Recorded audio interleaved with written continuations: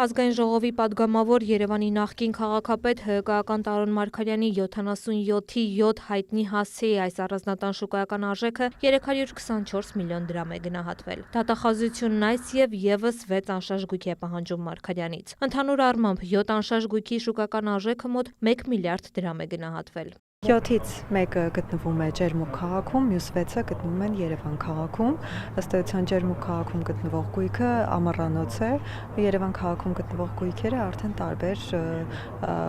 բնակելի տներ, բնակարաններ եւ այլն։ Դատախազությունը ՀԿ-ական Տարոն Մարգարյանից պահանջում է նաև 4 տրանսպորտային միջոց, որոնց շուկական արժեքը 61 միլիոն դրամ է գնահատվում։ Ներառում է նաև մեկ անշարժ գույքի շուկայական արժեքը, որը կազմում է 600 միլիոն ՀՀ դրամ, ինչպես նաև մի շարք շարժական գույքերի սարքավորումների շուկայական արժեքները շուրջ 12 միլիոն դրամ։ Բռնագանձման է ենթակա շուրջ 835 միլիոն դրամ որպես ապօրինի եկամտի մնացորդ և 1 իրավաբանական անձու մասնակցություն։ Տարոն Մարգարյանը սակայն առարկում է ներկայացված հայցի դեմ։ Նրա ներկայացուցիչ Բենիկ Գալստյանի խոսքով իր վստահորդին պատկանում են այն գույքերը, որոնք փաստաթղթերով նրան են պատկանում։ Մնացածը ընտանիքի անդամներին։ Գույքերի ձեռքբերման,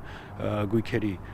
օգտագործման, տիրապետման, տնօրինման հետ պարոն Մարգարյանը առնչություն չի ունեցել։ Հարցին ինչ եկամուտներով են ձեռք բերվել այդ գույքերը, Գալստյանը պատասխանեց մանրամասները դատաքննության ընթացքում պարզ կդառնա։ Կհիմնավորվի ձեռք են բերվել գույքերը բացառապես օրինական միջոցներով, այսինքն ապօրինի, չհայտարարված, չփաստարկված, առավել ևս հանցավոր ճանապարհով ձեռք բերված որևէ միջոց առկա չէ պարոն Մարգարյանի եւ վերջինիս ընտանիքի անդամների գույքային ֆոնդում։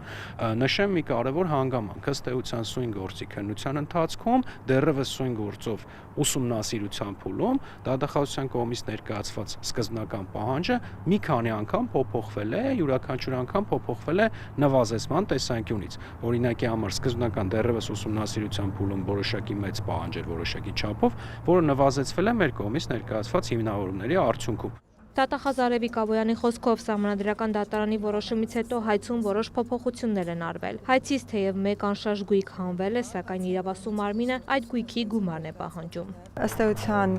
մեկ գույք է, որ դարձել է օրինական ՍԴ որոշման համատեքստում, սակայն կարող եմ նշել, որ այդ գույքի նկատմամբ ներկայումս դատարանի կողմից կիրառվել է արգելանք, քանի որ այդ գույքի մեր միջնորդությամբ այդ գույքի իրական շահառու է հանդիսանում Տարոն Մարգարյանը եւ Տարոն Մարգարյանի նկատմամբ առկա է 835 միլիոնի դրամային պահանջ եւ դրամային պահանջը ըստ էության արդեն բավարարվել է ոչ թե ապօրին ծագում ունեցող գույքերի հաշվին, այլ օրինական գույքերի հաշվին եւ դրա պատճառով էլ միջնորդել ենք դատարանին արգելանք կիրառել դրամային պահանջի չափով։ Աբոյանի խոսքով հայցապահանջը համապատասխանեցվել է Սահմանադրական դատարանի որոշմանը եւ ըստ էության բռնագանձման ենթակա ժամանակահատված է սահմանվել 2005 թվականի մայիսի 26-ը, երբ Մարգարյանը Ավանի թաղապետ էր։ Ուսումնասիրությունը սկսելու պահին հանդիսանում էր հայտարարատու պաշտոն ապօրին ծագում ունեցող գույքի բռնագանձման մասին օրենքի իմաստով եւ ըստ էության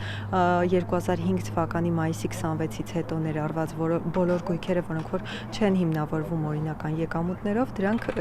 արդեն ներառված են հայցապահանջում։ Պահանջվող գույքերի ու դրամական միջոցների վրա կալանք է դրված։ Տարոն Մարգարյանի եւ նրան փոխկապակցված անձանց վերաբերյալ հայցը դատարանում է 2022 թվականից, սակայն դատարանը դեռ դատաքննության փուլ չի հասել։ Այս նիստում քննարկվում էր պաշտպանների միջնորդությունը հայցային վաղեմություն կիրառելու վերաբերյալ։ Դատարանը որոշումը կհրապարակի առանձին դատական ակտով։